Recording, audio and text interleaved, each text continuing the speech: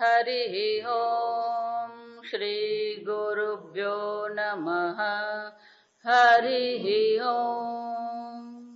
ॐ शन्नो मित्रः शं वरुणः शन्नो भवत्वर्यमा शन्न इन्द्रो बृहस्पतिः शन्नो विष्णुरुक्रमः नमो ब्रह्मणे नमस्ते वायो त्वमेव प्रत्यक्षं ब्रह्मासि त्वमेव प्रत्यक्षं ब्रह्म वदिष्यामि ऋतं वदिष्यामि सत्यं वदिष्यामि तन्मामवतु तद्वक्तारमवतु अवतु माम् अवतु वक्तारम् ॐ शान्ति शान्ति शान्तिः ॐ सहना भवतु सहनौ भुनक्तु सह वीर्यं करवावहै तेजस्विनावधीतमस्तु मा विद्विषावहै ॐ शान्ति शान्ति शान्तिः सदाशिवसमारम्भाम् शङ्कराचार्यमध्यमाम् अस्मदाचार्यपर्यन्ताम् वन्दे गुरुपरम्पराम् श्रुतिस्मृतिपुराणानाम् आलयम् करुणालयम्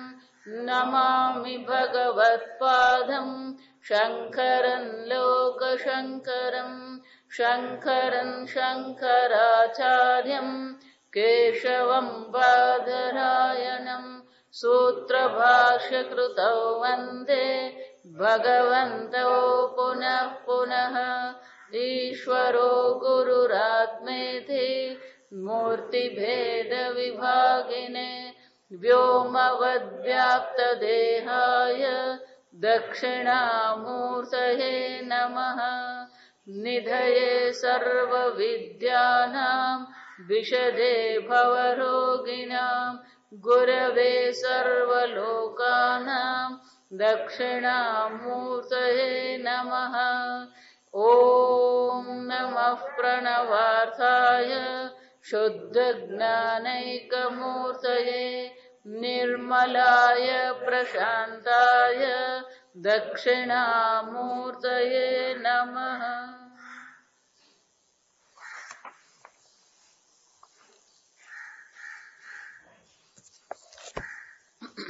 सप्तम अनुवाक। पृथिव्यन्तरिक्षं द्योर्दिशो वान्तर्दिशः पृथिव्यन्तरिक्षं द्योर्दिशो वान्तर्दिशः अग्निर्वायुरादित्यश्चन्द्रमा नक्षत्राणि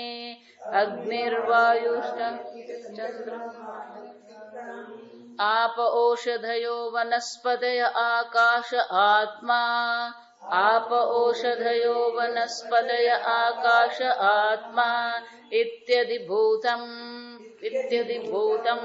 अथाध्यात्मम्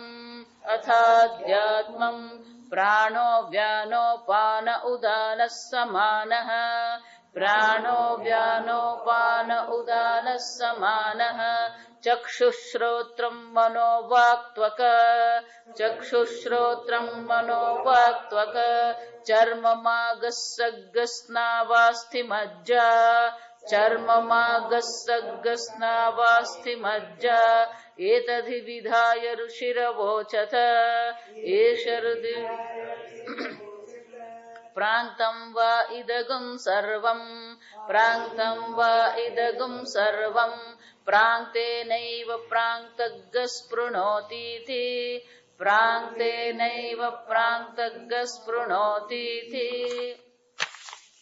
भाष्य न पृथ्वी अंतरिक्षम नीचे थी पृथिव्यंतरिक्षम द्योर्दिशो वान्तर्दिश इति लोकपांक्तम् અગ્નિર્વાયુરાદિશ્ચંદ્રમા નક્ષત્રાણીતિ દેવતા પાંક્તમ આપ ઓષધયો વનસ્પતય આકાશ આત્મેતિ ભૂત પાંક્તમ આત્મેતિ વિરાડ ભૂતાધિકારાદ ઇત્યધિભૂતમ ઇતિ અધિલોક અધિદૈવત પાંક્તદ્વય ઉપલક્ષણાર્થમ લોકદેવતા પાંક્તયોઃ ચ અભિહિતત્વાत् અથ અનંતરમ અધ્યાત્મં પાંક્તત્રયમ ઉચ્યતે પ્રાણાદિ વાયુપાંક્તમ ચક્ષુરાદિ ઇન્દ્રિયપાંક્તમ ચર્માદિ ધાતુપાંક્તમ એતાવદ હિ ઇદં સર્વમધ્યાત્મં બાહ્યં ચ પ્રાંક્તમ એવ ઇતિ એતદેવ એવં અધિવિધાય પરિકલ્પ્ય ઋષિઃ વેદ એતદ્દર્શન સંપન્નઃ વા કશ્ચિદ ઋષિઃ અવોચત ઉક્તવાન કિમિતિ આહ પ્રાંક્તં વા ઇદં સર્વં પ્રાંક્તેનૈવ આધ્યાત્મિકેન સંખ્યા સામાન્યાત પાંક્તં બાહ્યં સ્પૃણોતિ બલયતિ પૂરયતિ એવં પાંક્ત ઇદં સર્વમિતિ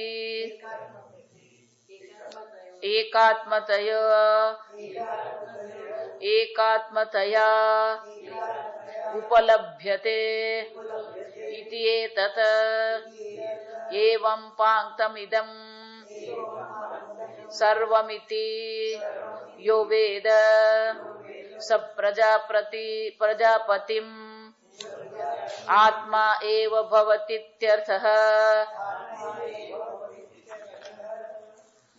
ભાષ્યમાં કાલે આપણે જોયું તેન યજ્ઞેન પરિકલ્પિતેન પાંક્તત્વમ પ્રજાપતિમ અભિસંબધ્યતે કે આ પ્રકારથી જે અધિભૂત પાંક્ત જે છે અધિભૂત પાંક્તમાં આ પ્રકારથી કલ્પના કરવામાં આવી કે આ 5 છે અને એ 5 કયા છે? બાહ્ય પાંક્ત છે. અને એ બધા જે બાહ્ય પાંક્ત જે 3 દર્શાવવામાં આવ્યા અને એ પાંક્તની કલ્પના દ્વારા પાંક્ત આત્માકમ પ્રજાપતિમ અભિસંબધ્યતે આના દ્વારા જ આ પાંક્તની ઉપાસના દ્વારા જ પ્રજાપતિની પ્રાપ્તિ થઈ શકે એટલે કે બ્રહ્મલોકની પ્રાપ્તિ થઈ શકે. આમ અહીંયા આગળ બ્રહ્મલોકની પ્રાપ્તિ દર્શાવે. જ્યારે પણ કોઈક લોકનું ફળ દર્શાવવામાં આવે આ લોકની પ્રાપ્તિ થાય એવું કહેવામાં આવે એનો અર્થ થયો કે આ ઉપાસના છે, મોક્ષ નથી. જો આ સમજો, મોક્ષમાં કોઈ પ્રાપ્તિ નથી, બ્રહ્મલોકની પ્રાપ્તિ એટલે કે આ પ્રકારની ઉપાસના દ્વારા ઉપાસકને બ્રહ્મલોકની પ્રાપ્તિ થઈ શકે છે. કતત કથમ પાંક્તમ તો કે પાંક્ત કયા કયા છે? ઇદમ સર્વમિત્યાહ. અહીંયા જે કઈ છે એ સર્વ આ 5 છે અને પાંક્તત્રયમ કહેવાય. આ બાહ્ય પાંક્તત્રય છે. બહારના જગતમાં અધિભૂત જગતમાં સંપૂર્ણ વેદ આ જગતને જો જયારે આ જગત એવું કહેવામાં આવે ત્યારે સામાન્ય રીતે આ જગત એટલે આપણું કેવડું હોય? એ જગત આપણું બારડોલી ને આપણો ભારત ને આપણી પૃથ્વી ને આપણું સૂર્યમંડળ. આપણી બુદ્ધિ સૂર્યમંડળ થી બહુ ઉપર જાય ને, અને બહુ જાય તો ક્યાં જડ જાય? તો કે રાશિ અને નક્ષત્ર. રાશિ અને નક્ષત્ર પણ એમ કહીએ તો એ પણ આપણું પાછું આ નિહારિકા થઈ આપણી. એ આપણી નિહારિકાથી બહાર આપણી દ્રષ્ટિ જતી નથી.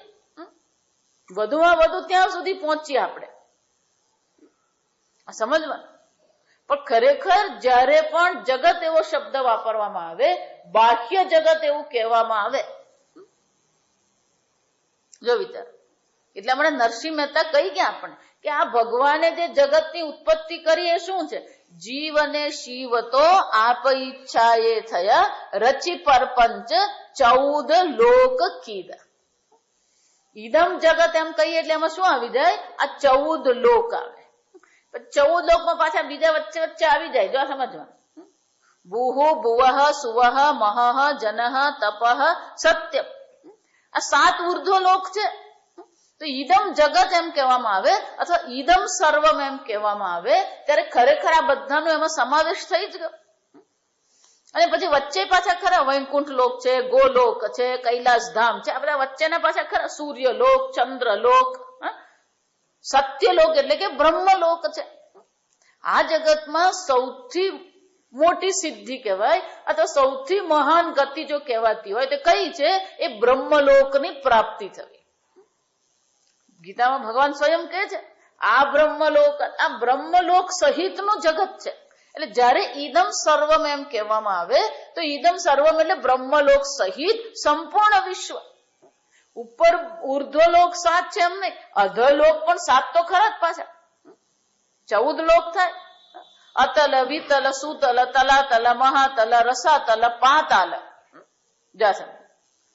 એટલે શંકરાચાર્યજી કે છે આમ સર્વમ ઈદમ.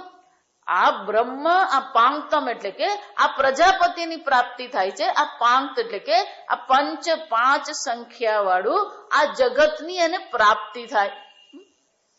તો કે આ બાહ્ય અધિભૂત પાંક્ત કયા કયા છે? કથમ ઇતિહાહ પૃથ્વી અંતરિક્ષમ દ્યોહો દિશઃ અવાંતર દિશઃ. ગઈકાલે જોયું એમ આ 5 બાહ્ય પાંક્ત જે છે એ કયા છે?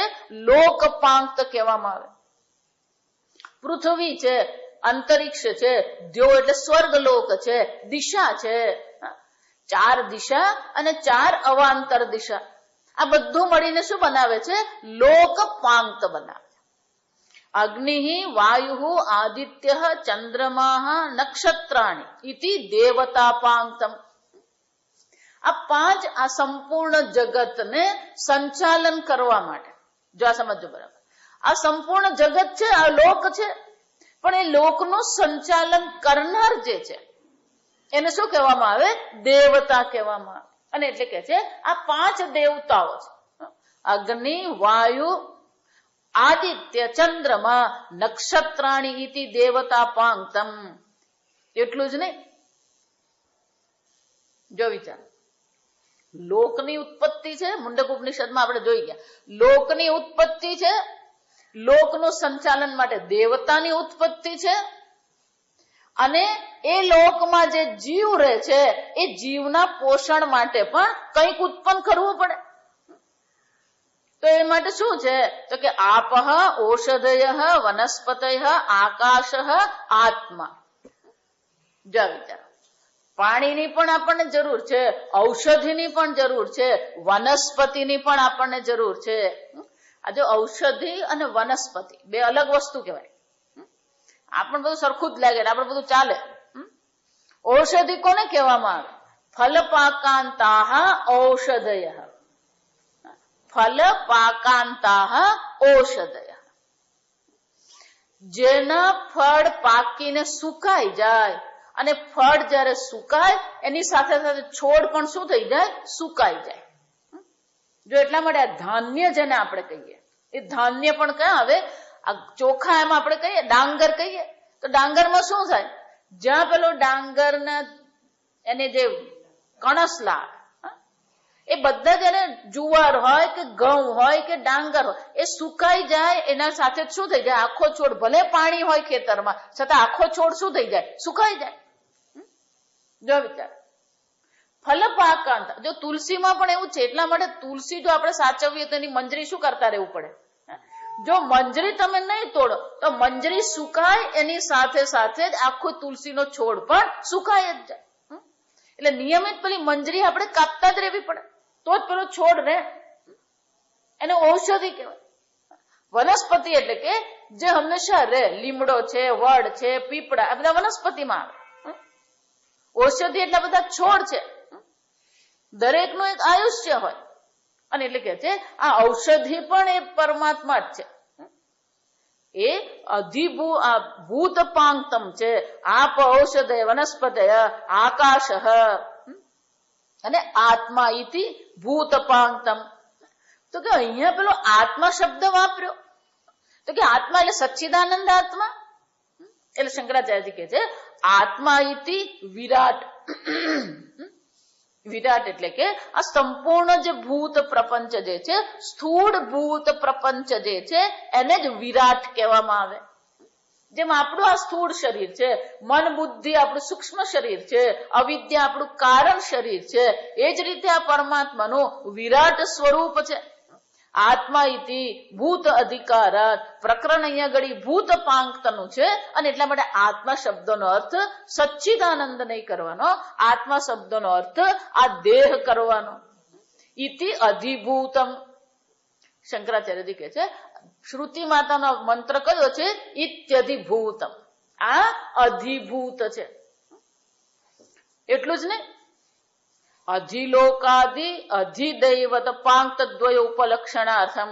કે આ અધિભૂત એવું જયારે કહેવામાં આવ્યું, તો અધિભૂત દ્વારા ખરેખર તો બે પાંક્તની અહીંયા ચર્ચા કરવામાં આવે. આગળ મેં કીધું એમ સંપૂર્ણ વેદ જયારે પણ ઇદમ સર્વમ એમ કે છે, તો એને 14 લોકની દ્રષ્ટિએ આપણે જોઈ શકીએ.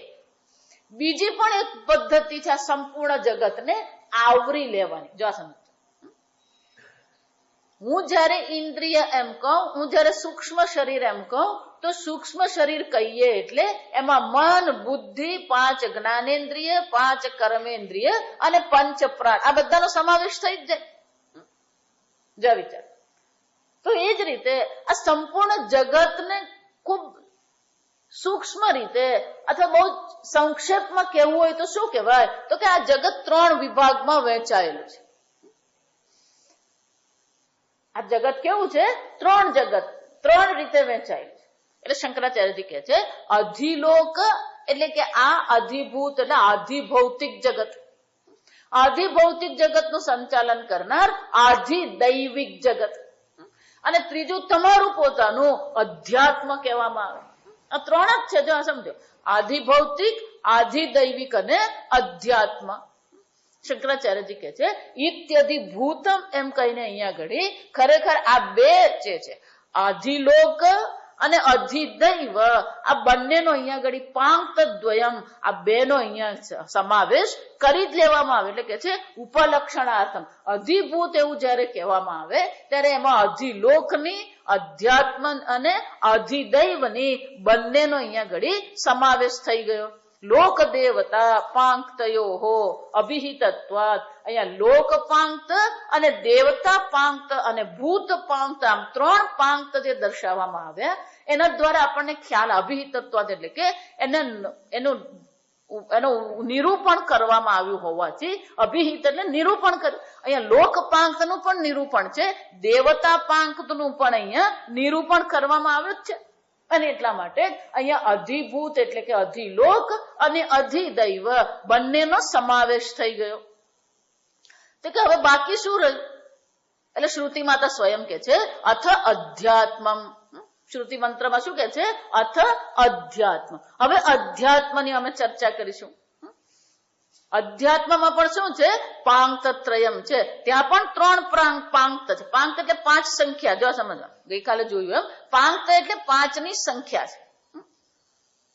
જેમ પંક્તિ છંદમાં 5 અક્ષર છે, એમ 5 અક્ષર વાળો જે અહીંયા આગળ સમૂહ જે છે એ સમૂહને શ્રુતિ માતા પાંક્ત એવું કહે છે. તો કે હવે અધ્યાત્મ પાંક્તની અમે ચર્ચા કરીશું. તો એ અધ્યાત્મ પાંક્ત કયા કયા છે? તો કે એ પણ 3 છે. આગળ પણ આપણે અધિભૂત 3 પાંક્ત જોઈ ગયા, એ જ રીતે અહીંયા અધ્યાત્મમાં પણ 3 પાંક્ત છે. તો કે કયા કયા છે? પ્રાણો વ્યાનો અપાન ઉદાન સમાન. શંકરાચાર્યજી ટૂંકમાં જ પતાવી દે છે. પ્રાણાદિ પાંક્તમ. આ પ્રાણાદિ પાંક્ત જે છે, પ્રાણાદિ વાયુ પાંક્તમ, કે આ શરીરનું સંચાલન કરવું હોય તો પહેલી વસ્તુ કઈ જરૂર પડે? આ પ્રાણની જરૂર પડે. સમજો, સ્થૂળ શરીર જે છે તો ભૂત પાંક્ત થયું, કારણ કે પંચમહાભૂત છે અહીંયા. પણ આ સંચાલન કરનાર, જે શરીરનું સંચાલન કરનાર છે, એ આ પાંચ છે. એ પાંચ કયા છે? વાયુ પાંક્ત છે. પ્રાણ, વ્યાન, અપાન, ઉદાન અને સમાન. પછી તો કે આ શરીરને બાહ્ય જગત સાથે વ્યવહાર કરવો હોય તો શાની જરૂર પડે? આ ઇન્દ્રિયની જરૂર પડે. અને એટલે કે છે ચક્ષુરાદિ. જો એટલે શું કે પાંચ અહીંયા ઘડી ચક્ષુ, શ્રોત્ર, મનો, વાક, ત્વક. આ બહુ સુંદર છે. ચક્ષુ શ્રોત્ર કહીને પાંચ જ્ઞાનેન્દ્રિયનું ઉપલક્ષણ થઈ ગયું. મન કીધું એટલે કે અંતઃકરણ ચતુષ્ટયમાં આવી ગયું. અને વાક ત્વક કહીને શું કહેવામાં આવ્યું? વાક એટલે વાણી, એટલે કે પાંચ કર્મેન્દ્રિય. આમ બાહ્યકરણ અને અંતઃકરણ. જો સમજો, આ જગત સાથે વ્યવહાર કરવો હોય, અધિભૂત સાથે વ્યવહાર કરવા માટે આપણને એક સાધનની જરૂર છે. જો વિચાર, એટલા માટે તત્વબોધમાં પણ સૂક્ષ્મ શરીરની વ્યાખ્યા કરતા શું કીધું? અપંચીકૃત પંચમહાભૂતૈ કૃતમ ભોગ સાધન. એને શું કહેવામાં આવે? સૂક્ષ્મ શરીર શું છે? ભોગ સાધન છે.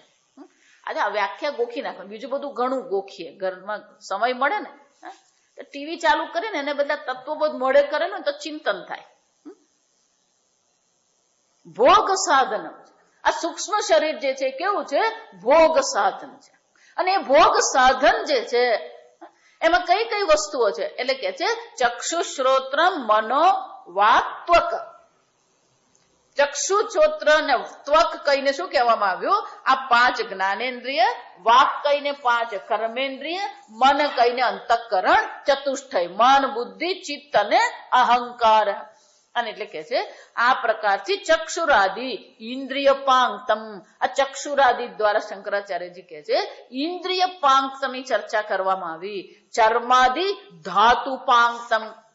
આ શરીર છે, જો વિચારો, આ ટેબલ પણ સ્થૂળ પંચમહાભૂતનું છે, આ શરીર પણ સ્થૂળ પંચમહાભૂતનું છે. પણ આ જે શરીર જે છે એની વિશેષતા છે.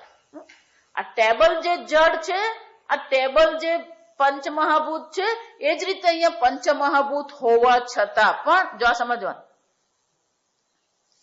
આ શરીરની એક વિશેષતા છે. કઈ વિશેષતા છે? તો કે આ શરીર ભોગાયાતનમ છે. આ કેવું છે? ભોગ માટેનું એક કાઉન્ટર છે. જો બેંકમાં જઈએ ને તો બેંકમાં શું થાય? બેંકમાં બધું ઘણું બધું થતું હોય. બેંકમાં તમે જુઓ તો ઘણી બધી રચનાઓ છે, ઘણું બધું છે. પણ બેંકમાં જયારે આપણે સંપર્ક કરવો હોય તો ક્યાં જવાનું હોય? પેલું કાઉન્ટર પર જઈએ. બેંકના કોઈ પણ અધિકારીને મળવું હોય તો કાઉન્ટર પર આપણે જવું પડે. જો વિચાર, ત્યાં જ પછી એ વ્યક્તિ આપણને મળે. એ જ રીતે આ જીવ જે છે એ જીવને આપણે જોવો હોય, મળવું હોય તો આ શરીર શું છે? એનું કાઉન્ટર છે. ભોગ આયાતન, ભોગ માટેનું સ્થાન છે. આયાતન એટલે સ્થાન. તો કે આ શરીર જે છે એની એક વિશેષતા છે. આગળ કીધું એમ આ ટેબલ કે ખાટલો કે ખુરશી કે દિવાલ એ બધું પણ પંચમહાભૂત છે. પંચીકૃત પંચમહાભૂત, સ્થૂળ પંચમહાભૂત નું બને. આ શરીર પણ કેવું છે? પંચીકૃત પંચમહાભૂત કૃતમ. પણ આની વિશેષતા છે કે શું વિશેષતા છે? આની વિશેષતા એ છે કે આમાં સૂક્ષ્મ શરીર રહી શકે છે. જા સમજો, ટેબલમાં સૂક્ષ્મ શરીર રહી શકે નહીં. આ શરીર કેવું છે? એમાં સૂક્ષ્મ શરીરને રહેવાની વ્યવસ્થા છે. તો કે વ્યવસ્થા શું છે? એટલે કે છે ચર્મ, માંસ, સ્નાયુ, અસ્થિ, મજ્જા. આ સ્નાવાસ્થિ છે ને, એ સ્નાવાસ્થિ શબ્દ નથી. સ્નાયુ અને અસ્થિ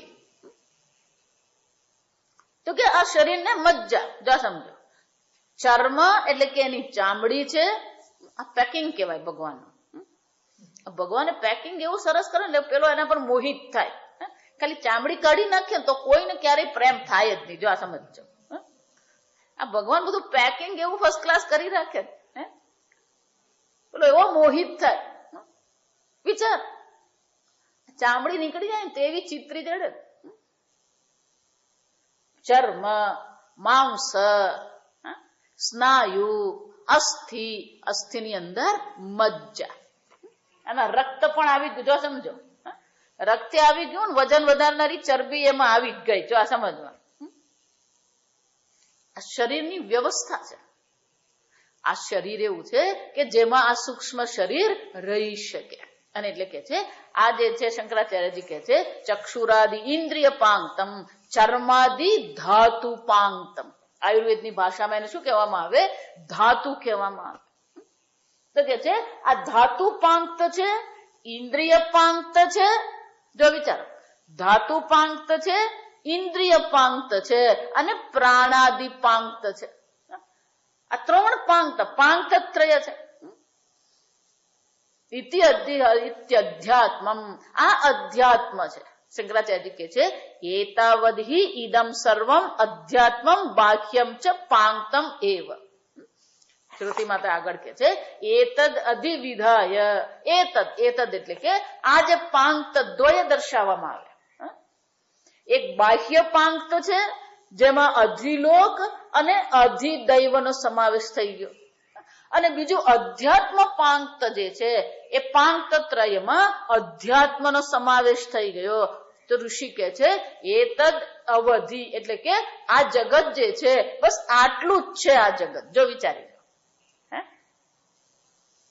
આટલું વિશાળ જગત છે એના સંક્ષેપમાં આપણને દર્શાવી દીધું. એતદેવ એતાવદ્ ઇદમ સર્વમ, આ બધું બસ આટલું જ છે. એતાવદ એટલે શું છે? આટલું જ છે. અધ્યાત્મમ બાહ્યમ ચ પાંક્તમ એવ ઇતિ, બાહ્ય હોય કે અધ્યાત્મ હોય આ બધું પાંક્ત જ છે. પાંક્ત એટલે કે પાંચ પાંચ છે. આ પ્રકારથી પ્રજાપતિની આપણે શું કરીએ? ઉપાસના કરીએ. એતદેવમ અધિવિધાય પરિકલ્પ્ય. જો અહીંયા જયારે કલ્પના એમ કહીએ ને, એ કલ્પનાની વાત નથી. અહીંયા આ સમજો, પરિકલ્પ એવું કહેવામાં આવે. કલ્પના એમ કહીએ એનો અર્થ શું થાય? કંઈક આપણે જે છે વાસ્તવિકતાથી દૂર જે કંઈક વસ્તુ હોય એને કલ્પના કહેવામાં આવે. જો વિચાર, જેને વાસ્તવિકતા સાથે કોઈ સંબંધ નથી તો એને કલ્પના કહેવાય. આપણે ગુજરાતીમાં બીજો શબ્દ શેખ ચલ્લી કહેવાય. જો વિચાર, આ કલ્પના માટે શાસ્ત્ર બધાના દ્રષ્ટાંત આપે. આ સમજવાનું, મહાભારત ખોલીએ ને તો પછી બધી જ જાતના દ્રષ્ટાંત મળી જાય આપણને કે કાલ્પનિક જીવન જીવવું એટલે શું. એક બ્રાહ્મણ હતો, યુવાન હતો. જા સમજ, યુવાન હતો, એ પાઠશાળામાં જઈને સંસ્કૃત ભણ્યા આવ્યો અને પછી પોતાને ગામ આવીને આ કર્મકાંડ કરાવતો. એના પિતાજી પાસે બહુ એટલો પૈસો નતો, પણ એને પાઠશાળામાં ભણાવીને એને કર્મકાંડ શીખવ્યું. પછી એને કર્મકાંડ કરવાનું શરૂ કર્યું, પણ એની આવડત સરસ હતી એટલે લોકો એને બોલાવતા. એટલે એને એવું હતું કે મારી પાસે આટલો બધો પૈસો છે નહીં, હું બહુ ગરીબ છું, પણ કર્મકાંડમાં એને થોડા પૈસા મળવા માંડે. એની આવડતને લીધે એને ખૂબ ધન પ્રાપ્ત થવા માંડે. જેમ એને ધન પ્રાપ્તિ થવા માંડી, એ કલ્પનામાં રહેવા માંડ્યો. એટલે એક દિવસ કોઈ બાજુના ગામના શેઠ, એ શેઠને ખબર પડી પેલો યુવાન બ્રાહ્મણ છે, બહુ સુંદર રીતે પૂજા પાઠ કરાવે છે. એટલે શેઠે એને બોલાવ્યો. એટલે જતા જતા એ કલ્પનામાં જ હતો, આ શેઠ જેવા બીજા 2-5 શેઠ મને બોલાવે તો થોડાક પૈસા મારી પાસે આવશે. આ પૈસા આવે ને તો જરાક પાકું ઘર પહેલા કરીએ.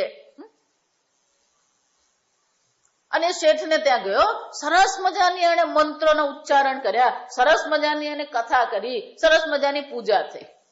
અને શેઠ ને શેઠાણી બહુ ખુશ થઈ ગયા, એની પૂજા જોઈને પ્રસન્ન થઈ ગયા. એટલે એની અપેક્ષા કરતા 10 ગણું એને મળી ગયું. આ 10 ગણું અપેક્ષા કરતા મળ્યું એટલે પાછો આવતો હતો. એટલે આ જયારે વધારે મળે ને પછી કલ્પના ને પછી વધારે બળતણ મળી ગયું. જો સમજો. એટલે પાછો પેલો જંગલમાં ચાલતો આવતો હતો ત્યારે પછી એની કલ્પના શરૂ થઈ ગઈ. કલ્પના શરૂ થઈ શું થઈ? ઓહો, આટલું જલ્દી જો મને ધન પ્રાપ્ત થઈ જાય તો પછી આ ઘરે જલ્દી બની જશે. એકવાર ઘર વ્યવસ્થિત બની જાય તો એક વ્યવસ્થિત છોકરી મને મળી જાય. એટલે પેલું એને તરસ લાગી. લાડવા ખાધા ને શેઠને થાય એટલે પછી પાણી પીવું પડે. એટલે કૂવો આવ્યો. કૂવો આવ્યો ને એટલે કૂવામાંથી પાણી કાઢ્યું. એને પાણી કાઢીને એને પીધું ને પછી એમ થોડું થાકી ગયો હતો. આખો દિવસ પૂજા કરાવીને ચાલતા જવાનું થાકેલો હતો. એ થાકેલો હતો એટલે કે ચાલ જરા કુવાની પાડી પર બેસો. એ કુવાની પાડી પર બેઠો ને એટલે પેલી કલ્પના ને શું થઈ ગયું? આમે પાણી પીધું હોય, આમ તાજો માજો થયો ને પછી કલ્પના પાછી શરૂ થઈ. બસ પછી પેલી છોકરી મારી પાસે આવશે, આ છોકરી સાથે મારા ધામધૂમથી લગ્ન કરીશ, સરસ રીતે લગ્ન કરીશ, આ મારા બધા યજમાનોને હું લગ્નમાં બોલાવીશ અને સારી રીતે લગ્ન કરીશ. લગ્ન થઈ જાય પછી અમારી સુહાગ રાત હશે. સુહાગ રાતમાં એ મારી પાસે, હું એની પાસે જઈશ. પછી એ મને કે જરા ખસો તો ખરા, એટલે હું ખસીશ. અને ખસ્યો તો ક્યાં પડ્યો?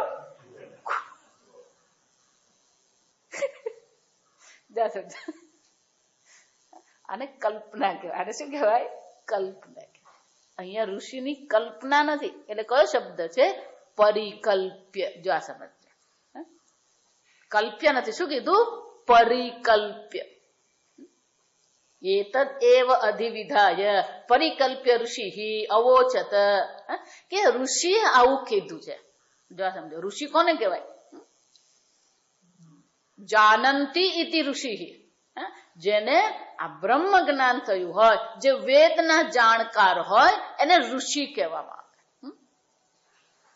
દ્રષ્ટારહ અથવા શું છે? દ્રષ્ટારહ. એમની દ્રષ્ટિ છે, દીર્ઘ દ્રષ્ટિ જેની છે. આ બધા કોણ છે? ઋષિ મુનિઓ.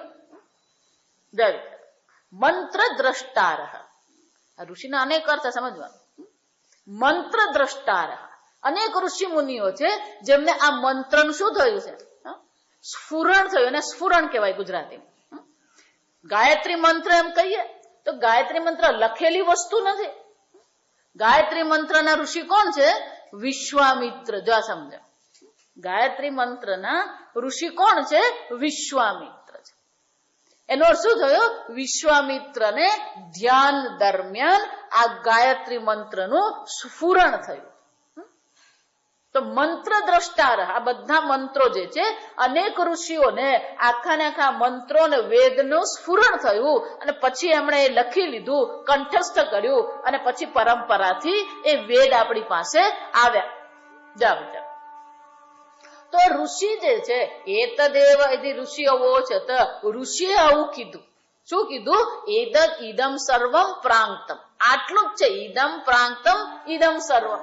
આ 6 પાંક્ત થયા. જો આ સમજો, 3 અધિભૂત પાંક્ત છે અને 3 અધ્યાત્મ પાંક્ત છે. એટલે પાંક્ત ષટક થયું આપણી પાસે. 6 પાંક્ત થયા. એટલે એતદેવ એતાવદેવ ઋષિ કે છે આ સંપૂર્ણ જગત બસ આટલું જ છે. તો કે આ સંપૂર્ણ જગતનું આ પ્રકારથી ચિંતન કરવા માટે ઋષિ મુનિએ આપણને એક પરિકલ્પના આપી. પરિકલ્પના એટલે ને અંગ્રેજીમાં વિઝ્યુલાઇઝેશન કહેવાય. આ ઉપાસના માટેનો બીજો શબ્દ કયો છે? વિઝ્યુલાઇઝેશન. વિઝ્યુલાઇઝેશન એટલે કે તમે એ પ્રકારથી તમે જુઓ સંપૂર્ણ જગતને.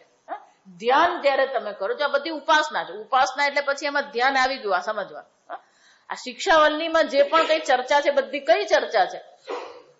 પૂજા પાઠની ચર્ચા નથી. અહીંયા ઉપાસનાની ચર્ચા છે. તો કે ઉપાસના એટલે ધ્યાન છે. તો કે આ ધ્યાનમાં શું કરવાનું છે? તો કે આ પ્રકારથી સંપૂર્ણ જગતનું આપણે દર્શન કરીએ. કયા કયા પાંક્ત છે? તો કે લોક પાંક્ત છે, દેવતા પાંક્ત છે, ભૂત પાંક્ત છે. એટલું જ નહીં, ઇન્દ્રિય પાંક્ત છે, વાયુ પાંક્ત છે, ઇન્દ્રિય પાંક્ત છે અને છેલ્લે ધાતુ પાંક્તમ. અને એટલે ઋષિ મુનિએ આ આપણને એક એક આલંબન આપ્યું કહેવાય, જે આલંબન પર આપણે પરમાત્મા પ્રજાપતિનું ધ્યાન કરી શકીએ. અને એટલે કે છે પરિકલ્પ્ય અધિવિધાય એતદેવ અધિવિધાય, આ પ્રકારથી ઉપાસના કરવા માટેનો આપણને એક આલંબન આ ઋષિ આપ્યું છે. શંકરાચાર્યજી ઋષિ શબ્દના બે અર્થ કરે છે. ઋષિ વેદ, ઋષિ શબ્દનો શંકરાચાર્યજી એક અર્થ શું કરે છે? ઋષિ વેદ, એક વેદ છે. અથવા એતદ દર્શન સંપન્ન હવા કશ્ચિત ઋષિ. શંકરાચાર્યજી કહે છે કે આ તો ઋષિ એટલે કે વેદમાં આ પ્રકારથી પાંક્ત ષટકની ઉપાસના દર્શાવવામાં આવી છે, અથવા તો આ પ્રકારના પાંક્ત ષટકની જેણે ઉપાસના કરી છે, એતદ દર્શન સંપન્ન, આ પ્રકારથી સંપૂર્ણ જગતના જેણે દર્શન કર્યા છે એ ઋષિ પણ હોઈ શકે. એ ઋષિએ જ આપણને શું કીધું? અવોચત ઉક્તવાન. એ ઋષિએ આપણને કઈ કીધું. શું કીધું? કથમિતિ આહ પાંક્તમ વા ઈદમ સર્વમ. આ પાંક્ત જ ઈદમ સર્વમ છે. જો વિચાર, એટલે બહુ સુંદર. અહીંયા એક એક શબ્દ પકડીએ ને એની સૂક્ષ્મતા પકડાય. પાંક્તમ વા ઈદમ સર્વ. આ પાંક્ત જે છે એ જ સર્વ છે. જા સમજજો. તો કે પાંક્ત સર્વ છે એનો અર્થ શું થયો? પાંક્ત ષટક છે. ઈદમ સર્વમ. જો વિચાર, પાંક્તમ વા ઈદમ સર્વમ એમ જે કહેવામાં આવ્યું તો એનો અર્થ શું થયો? અધિભૂત, અધિદૈવ, અધિલોક અને અધ્યાત્મ પણ કઈ કેટેગરીમાં ગયું? અહમમાં છે કે ઈદમમાં છે? ઈદમ છે. ઈદમ શરીરમ કૌંતેય ક્ષેત્રમિતિ અભિધીયતે. અર્જુન, આ શરીર તું નથી, તું તો ક્ષેત્રજ્ઞ છે, અને આ શરીર શું છે? ક્ષેત્ર છે, ઈદમ છે. જા સમજો. જગત ઈદમ કેવું સહેલું છે, પણ આ શરીરને ઈદમ કેવું કેવું છે? જો એટલા માટે જ વિઝ્યુલાઇઝેશન કરવું પડે. આ પ્રકારથી જોવું પડે આપણે બુદ્ધિમાં. એ પ્રકારથી આપણે ઉપાસના કરીએ, ધ્યાન કરીએ. આ શરીર પણ શું છે? ધાતુ પાંક્ત છે, વાયુ પાંક્ત છે, ઇન્દ્રિય પાંક્ત છે. એ બધું કઈ કેટેગરીમાં આવે? કઈ વિભાગમાં આવે? ઈદમમાં આવે કે અહમમાં આવે? જો વિચારો, ઈદમમાં છે. પાંક્તમ વા ઈદમ સર્વમ. આ બધું પાંક્ત છે. તો વાયુ પાંક્ત કહીએ, ઇન્દ્રિય પાંક્ત કહીએ કે ધાતુ પાંક્ત કહીએ, એ પણ ખરેખર શું છે? ઈદમ છે. પણ આ પાંક્ત દ્વય છે. જા વિચાર, એક બાહ્ય પાંક્ત છે અને બીજું અધ્યાત્મ પાંક્ત છે. એટલે ઋષિ કહે છે કે આ પાંક્ત ઈદમ જ છે. પાંક્ત ષટક ઈદમ છે. ઈદમ છે એટલે કે વિષય છે, વિકારી છે. પણ એમાં પણ આ બે પાંક્ત છે. એક અધિભૂત પાંક્ત છે, બીજું અધ્યાત્મ પાંક્ત છે. એટલે કે બે વિભાગ શું કામ કર્યા? તો કે બે વિભાગની જરૂર છે. જા સમજો. કેમ? પાંક્તે નૈવમાં ઈદગુમ સ્પૃણોતિ પાંક્તમ. મંત્રમાં શું કીધું? પાંક્તેન વા. આ એક પાંક્તેન એવ પાંક્તમ સ્પૃણોતિ ઇતિ. બહુ સુંદર છે. પાંક્તમ તો કે પાંક્તેન પાંક્તમ. તો શંકરાચાર્યજી કહે છે પહેલું જે છે પાંક્ત દ્વારા પાંક્તનું સ્પૃણોતિ એટલે કે એને બળ મળે છે. જો વિચારજો, આ ગુલાબ છે. આ ગુલાબ એ અધિભૂત પાંક્ત છે. ગુલાબ શું છે? અધિભૂત પાંક્ત છે. આ પારિજાત છે. આ પારિજાત પણ અધિભૂત પાંક્ત છે. પણ આ અધિભૂત પાંક્ત જે છે એ સ્વયં પોતાના માટે છે. આગળ મેં કીધું આપહ, ઔષધય, વનસ્પતય એ બધા શાના માટે છે? જીવના પોષણ માટે છે. જા સમજો. તો પાંક્તે નૈવ ઈદ પાંક્તગમ સ્પૃણોતિ. તો ખરેખર આ પારિજાત કહીએ કે જાસૂદ કહીએ કે મોબાઈલ કહીએ કે કોમ્પ્યુટર કહીએ, એ બધાનો છેવટે ઉપયોગ કરનાર તો કોણ છે? એ બધાનો ઉપયોગ કરનાર તો અધ્યાત્મ પાંક્ત છે. જો વિચારો તો આ બાહ્ય પાંક્ત જે છે એ બાહ્ય પાંક્તને ઉપયોગ કરનાર કોણ છે? અધ્યાત્મ પાંક્ત છે. અને એટલા માટે કે છે પાંક્તે નવા પાંક્તમ સ્પૃણોતિ. એટલે શંકરાચાર્યજી અર્થ બતાવે છે પાંક્તે નૈવ ઇતિ આધ્યાત્મિકેન પાંક્તેન સંખ્યા સામાન્યાત પાંક્તમ બાહ્યમ પાંક્તમ સ્પૃણોતિ. 12 જે વિષય છે, શબ્દ સ્પર્શ રૂપ રસ ગંધ પંચમહાભૂત છે, આ બધાને બળ પ્રદાન કરનાર ખરેખર કોણ છે? આ આધ્યાત્મિક પાંક્ત છે. પેલું આઈસ્ક્રીમ હોય ખાવા વાળો નહીં હોય તો જો વિચાર તો ખરેખર આ બાહ્ય પાંક્ત જે છે એને પૂર્તિ કરનાર, એનો ઉપયોગ કરનાર તો કોણ છે? આધ્યાત્મિક પાંક્ત છે. અને એટલે કે છે આધ્યાત્મિક પાંક્ત દ્વારા જ ખરેખર આ બાહ્ય પાંક્તની પૂર્તિ થાય છે. કેમ? પાંક્તમ સ્ફુર્ણોતિ પૂરયતિ એકાત્મતયા ઉપલબ્ધતે. ખરેખર આપણે ભલે એને બે જોતા હોય પણ ખરેખર બંને કેવા છે? જો આ ખરેખર વાયસા વર્ષા જેવું છે. બાહ્ય પાંક્ત આધ્યાત્મિક પાંક્તને શું કરી રહ્યું છે? પોષણ કરી રહ્યું છે. અને આધ્યાત્મિક પાંક્ત બાહ્ય પાંક્તનો ઉપભોગ કરે છે. જો વિચારો બે બાજુ જોવાનું છે. આધ્યાત્મિક પાંક્તનું પોષણ કોને કારણે થાય છે? બાહ્ય પાંક્તથી. ઔષધિ વનસ્પતિ જળ વાયુ દ્વારા કોનું પોષણ થાય છે? આધ્યાત્મિક પાંક્તનું પોષણ. અને આધ્યાત્મિક પાંક્ત શું કરી રહ્યું છે? બાહ્ય પાંક્તનો ઉપભોગ કરે છે. અને એટલા માટે બંને સ્વતંત્ર નથી, બંને એકબીજાને શું છે?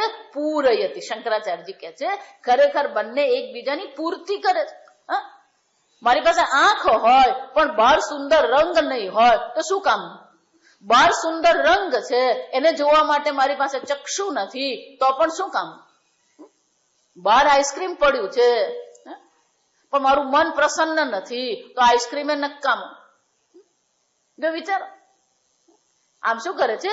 પૂરયતિ એટલે કે એકબીજાની પૂર્તિ કરનારા છે, એકબીજાને પરસ્પર ભાવયંત. ગીતામાં એટલે ભગવાન શું કહે છે? પરસ્પરમ ભાવયંત. આ એકબીજાની પૂર્તિ કરે છે, એકબીજાનું આલંબન છે. આમ આધ્યાત્મિક જે પાંક્તત્રય છે અને બાહ્ય પાંક્તત્રય છે એકબીજાની પૂર્તિ કરનારા છે. પણ સ્વરૂપથી જોઈએ તો શું છે? શંકરાચાર્યજી કહે છે એકાત્મતયા ઉપલબ્ધતે. ખરેખર બંને એક જ છે. ભલે આપણે બાહ્ય પાંક્ત અને અધ્યાત્મ પાંક્ત કહીએ પણ ખરેખર જુઓ તો બંને પાંક્ત જ છે, 5 જ છે. અને એ સૃષ્ટિ જ છે, સર્જન જ છે. આધિભૌતિક જગત કહીએ, આધિદૈવિક જગત કહીએ કે આધ્યાત્મિક જગત કહીએ, 3 છેવટે સૃષ્ટિ સર્જન છે, એક જ છે. ઈદમ સર્વમ જ છે. જો સમજવા છે ઈદમ સર્વમ પણ એક ઉપભોક્તા છે અને બીજો ઉપભોગ્ય છે.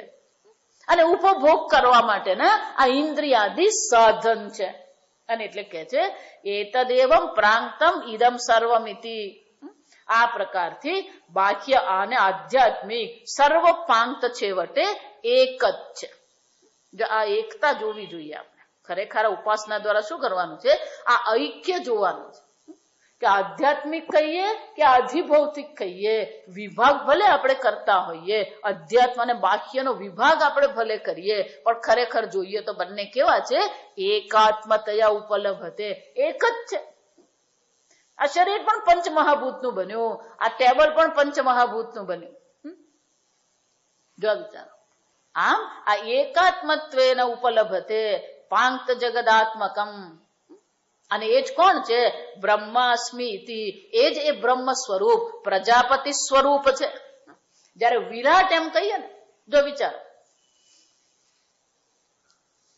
તમારું શરીર જયારે એમ કહું, શરીર દેહ એવું જયારે કહેવામાં આવે તો દેહમાં આંગળી આવી જાય, આંખ આવી જાય, કાન આવી જાય, બધું જ આવી જાય, હૃદય આવી જાય, મૂત્રપિંડ આવી જાય.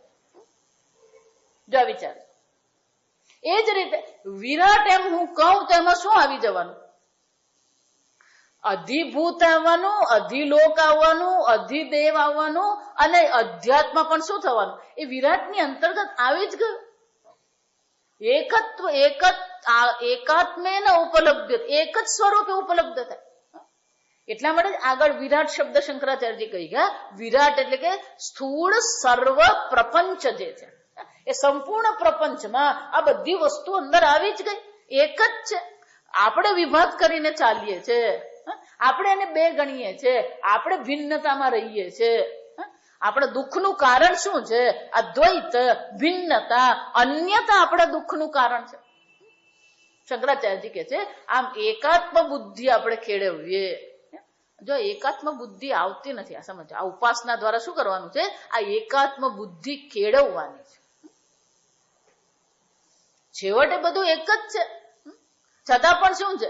મને જયારે દુખતું હોય ને, તમને ખબર નહીં પડે મારું દુઃખ. જો આ સમજો.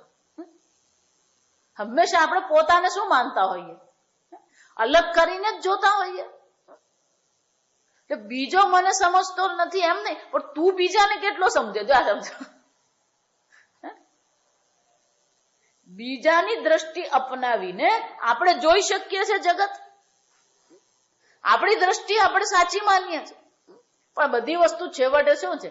એક જ વિરાટમાં આ બધાનો સમાવેશ થઈ ગયો. મૂત્રપિંડનું પોતાનું કાર્ય છે, પોતાની વિશેષતા છે. હૃદયની પોતાની વિશેષતા છે, સ્નાયુની પોતાની વિશેષતા છે. પણ એ વિશેષતાની સાથે પણ છેવટે તો એ શું છે? એક શરીર છે. એ જ રીતે આ સંપૂર્ણ સ્થૂળ પ્રપંચ છે. સ્થૂળ પ્રપંચમાં જળ છે, પંચમહાભૂત છે, આકાશ છે, વાયુ છે. એ જ સ્થૂળ પ્રપંચમાં ઓમ હરિ ઓમ શ્રી ગુરુભ્યો નમઃ. હરિ ઓમ. ઓમ શન્નો મિત્ર શં વરુણઃ શન્નો ભવત્વર્યમા શન્ન ઇન્દ્રો બૃહસ્પતિઃ શન્નો વિષ્ણુરુક્રમઃ. નમો બ્રહ્મણે નમસ્તે વાયો ત્વમેવ પ્રત્યક્ષં બ્રહ્માસિ ત્વમેવ પ્રત્યક્ષં બ્રહ્મ વદિષ્યામિ ઋतं વદિષ્યામિ સત્યં વદિષ્યામિ તન્મામવતુ તદ્વક્તારમવતુ અવતુ મામ અવતુ વક્તારમ. ઓમ શાંતિ શાંતિ શાંતિ. ઓમ સહનાવવતુ સહનૌ ભુનક્તુ સહ વીર્યં કરવાવહૈ તેજસ્વિનાવધીતમસ્તુ મા વિદ્વિષાવહૈ. ઓમ શાંતિ શાંતિ શાંતિ. સદાશિવસમારંભાં શંકરાચાર્યમધ્યમાં અસ્મદાચાર્યપર્યન્તાં વંદે ગુરુપરંપરાં.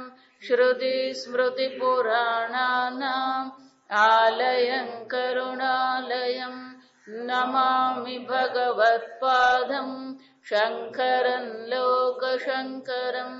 શંકરં શંકરાચાર્યં કેશવં બાદરાયણં સૂત્રભાષ્યકૃતૌ વંદે ભગવन्तौ પુનઃ પુનઃ. ઈશ્વરો વ્યોમવદ્વ્યાપ્તદક્ષિણામૂર્તયે નમઃ. નિધયે સર્વવિદ્યાનાં વિશદે ભવરો સર્વલોકાનાં દક્ષિણામૂર્તયે નમઃ. ઓમ નમઃ પ્રણવાર્થાય શુદ્ધજ્ઞાનૈકમૂર્તયે નિર્મલાય પ્રશાંતાય દક્ષિણામૂર્તયે નમઃ.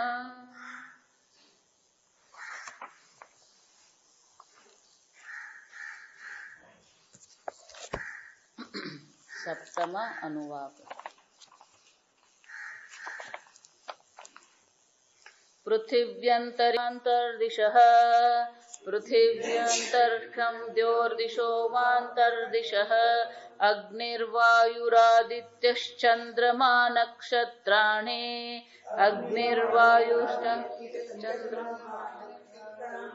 आप ओषधयो वनस्पतय आकाश आत्मा आप ओषधयो वनस्पतय आकाश आत्मा इत्यदि भूतम् अथाध्यात्मम् प्राणो व्यानोपान उदानः समानः प्राणो व्यानोपान उदानः समानः चक्षुश्रोत्रं मनोवाक्त्वक चर्ममागस्सग्गस्नावास्थिमज्जा एतद्धि विधाय ऋषिरवोचत एष हृदि प्रान्तं वा इदगुं सर्वं प्रान्तेनैव प्रान्तग्गस्पृणोतीति भाष्य।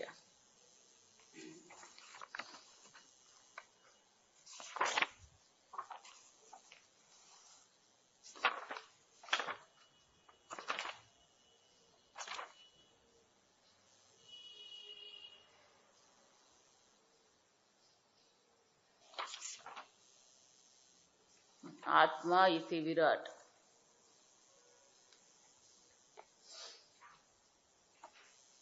न पृथ्वी अंतरिक्षम नीचे थी पृथिव्यंतरिक्षम द्योर्दिशो वान्तर्दिश इति लोकपांक्तम् अग्निर्वायुरादिश्चन्द्रमा नक्षत्राणीति देवतापांक्तम् आप ओषधयो वनस्पतय आकाश आत्मेति भूतपांक्तम् आत्मेति विराड भूताधिकारात् इत्यदि भूतम् इति अधिलोक अधिदैवत पांक्तद्वय उपलक्षणार्थम् लोकदेवता पांक्तयोः च अभिहितत्वात् अथ अनन्तरम् अध्यात्मं पांक्तत्रयम् उच्यते प्राणादि वायुपांक्तम् चक्षुरादि इन्द्रियपांक्तम् चर्मादि धातुपांक्तम् एतावत् हि इदं सर्वमध्यात्मम् बाह्यं च प्राक्तम् एव इति एतदेव एवम् अधिविधाय परिकल्प्य ऋषिः वेद एतद्दर्शन संपन्नः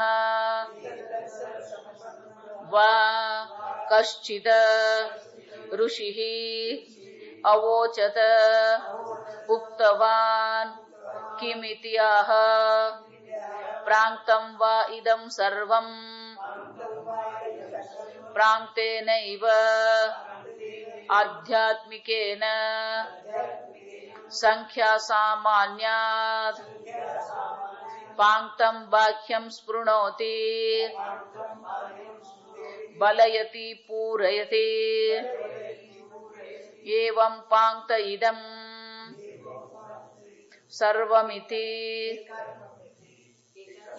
एकात्मतया एकात्मतया उपलभ्यते इति एतत् एवं पाङ्क्तमिदं सर्वमिति यो वेद स प्रजापतिम् आत्मा एव भवतीत्यर्थः।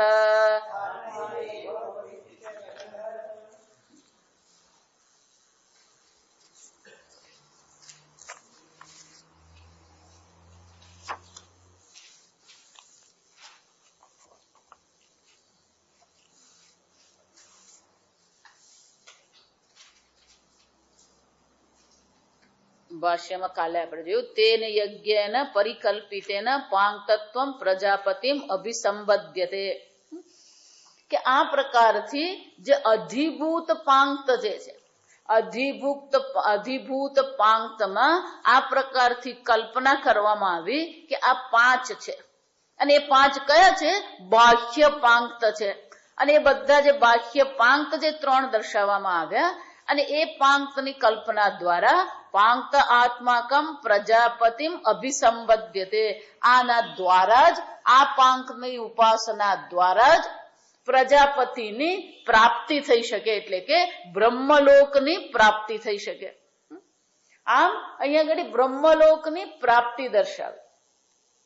જ્યારે પણ કોઈક લોકનું ફળ દર્શાવવામાં આવે આ લોકની પ્રાપ્તિ થાય એવું કહેવામાં આવે એનો અર્થ થયો કે આ ઉપાસના છે મોક્ષ નથી. જો આ સમજો મોક્ષમાં કોઈ પ્રાપ્તિ નથી. બ્રહ્મલોકની પ્રાપ્તિ એટલે કે આ પ્રકારની ઉપાસના દ્વારા ઉપાસકને બ્રહ્મલોકની પ્રાપ્તિ થઈ શકે છે. કતત કથમ પાંક્તમ તો કે એ પાંક્ત કયા કયા છે? ઇદમ સર્વમિત્યાહ અહીંયા જે કઈ છે એ સર્વ આ પાંચ છે અને પાંક્તત્રયમ કહેવાય. આ બાહ્ય પાંક્તત્રય છે. બહારના જગતમાં અધિભૂત જગતમાં સંપૂર્ણ વેદ આ જગતને જો જયારે આ જગત એવું કહેવામાં આવે ત્યારે સામાન્ય રીતે આ જગત એટલે આપણું કેવડું હોય? એ જગત આપણું બારડોલી ને આપણો ભારત ને આપણી પૃથ્વી ને આપણું સૂર્યમંડળ. આપણી બુદ્ધિ સૂર્યમંડળ થી બહુ ઉપર જાય ને અને બહુ જાય તો ક્યાં જડ જાય? તો કે રાશિ અને નક્ષત્ર. રાશિ અને નક્ષત્ર પણ એમ કહીએ તો એ પણ આપણું પાછું આ નિહારિકા થઈ આપણી. એ આપણી નિહારિકાથી બહાર આપણી દ્રષ્ટિ જતી નથી. વધુમાં વધુ ત્યાં સુધી પહોંચીએ આપણે. સમજવા પણ ખરેખર જ્યારે પણ જગત એવો શબ્દ વાપરવામાં આવે બાહ્ય જગત એવું કહેવામાં આવે જો વિચાર એટલે હમણાં નરસિંહ મહેતા કહી ગયા આપણે કે આ ભગવાને જે જગતની ઉત્પત્તિ કરી એ શું છે? જીવ અને શિવ તો આપ ઈચ્છાએ થયા રચી પરપંચ 14 લોક કીધા. ઈદમ જગત એમ કહીએ એટલે એમાં શું આવી જાય? આ 14 લોક આવે. 14 લોકમાં પાછા બીજા વચ્ચે વચ્ચે આવી જાય. જો સમજવા ભૂહુ ભુવઃ સુવઃ મહઃ જનઃ તપઃ સત્યમ આ 7 ઉર્ધ્વ લોક છે. તો ઈદમ જગત એમ કહેવામાં આવે અથવા ઈદમ સર્વમ એમ કહેવામાં આવે ત્યારે ખરેખર આ બધાનો એમાં સમાવેશ થઈ જ ગયો. અને પછી વચ્ચે પાછા ખરા વૈકુંઠ લોક છે, ગોલોક છે, કૈલાસ ધામ છે. આ બધા વચ્ચેના પાછા ખરા સૂર્યલોક, ચંદ્રલોક, સત્યલોક એટલે કે બ્રહ્મલોક છે. આ જગતમાં સૌથી મોટી સિદ્ધિ કહેવાય અથવા સૌથી મહાન ગતિ જો કહેવાતી હોય તો કઈ છે? એ બ્રહ્મલોકની પ્રાપ્તિ થવી. ગીતામાં ભગવાન સ્વયં કહે છે આ બ્રહ્મલોક સહિતનું જગત છે. એટલે જયારે ઈદમ સર્વમ એમ કહેવામાં આવે તો ઈદમ સર્વમ એટલે બ્રહ્મલોક સહિત સંપૂર્ણ વિશ્વ. ઉપર ઉર્ધ્વલોક 7 છે એમ નહીં, અધોલોક પણ 7 તો ખરા જ પાછા 14 લોક થાય. અતલ વિતલ સુતલ તલાતલ મહાતલ રસાતલ પાતાલ. એટલે શંકરાચાર્યજી કે છે આમ સર્વમ ઇદમ આ બ્રહ્મ આ પાંક્તમ એટલે કે આ પ્રજાપતિની પ્રાપ્તિ થાય છે. આ પાંક્ત એટલે કે આ 5 સંખ્યા વાળું આ જગતની એને પ્રાપ્તિ થાય.